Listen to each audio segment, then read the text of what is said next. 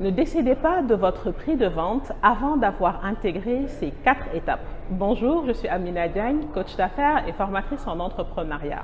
Première étape, vous avez besoin de déterminer combien vous voulez gagner par mois.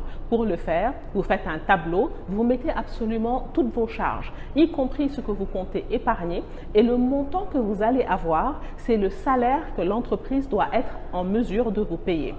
Attention, même si au début l'entreprise n'est pas capable de vous payer ce salaire-là, vous devez calculer cette charge pour vous assurer qu'à un moment donné, quand vous allez vouloir vous payer un salaire, vous n'allez pas être obligé d'augmenter vos tarifs. Première étape. Deuxième étape, vous avez besoin de bien connaître votre prix de revient. Pour connaître le prix de revient, là encore, vous devez intégrer absolument tout ce qui entre en ligne de compte pour produire ou commercialiser une unité de votre produit. Si c'est vous qui faites la création, la transformation, c'est calculer toutes les matières premières, c'est calculer le loyer et le tout. Même si vous habitez chez vos parents ou que vous travaillez de chez vous, là encore, c'est une charge que vous devez estimer, que vous devez calculer parce que autrement, au moment où vous allez vouloir déménager un jour dans votre propre local et que vous allez devoir naturellement augmenter les prix pour couvrir vos charges, ce ne sera pas accepté par les clients.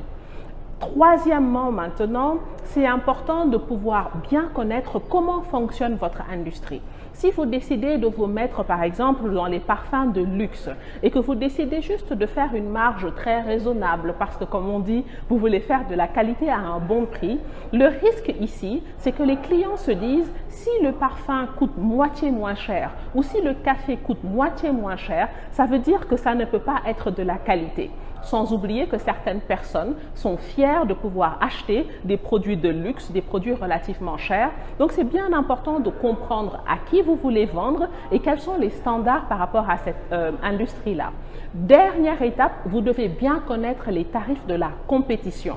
Pas pour vous positionner au même tarif. Souvent, les gens se disent juste, voilà les prix de l'industrie, je veux être compétitif, je vends au même prix. Mais vous ne savez pas forcément quelles ont été les conditions pour cette compétition-là. Est-ce qu'ils ont acheté en gros et donc ça leur revient beaucoup moins cher?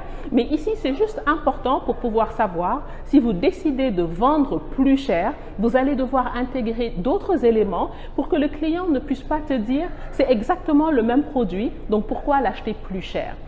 Ce sont ces différentes étapes qu'il faut intégrer afin de pouvoir déterminer votre prix de vente. Si vous êtes dans les services, à ce moment-là, tenez compte des frais qu'il vous faut pour la formation, pour votre site internet, pour votre marketing digital. Ce sont ces éléments qui vont entrer en ligne de compte dans le calcul de votre prix de revient.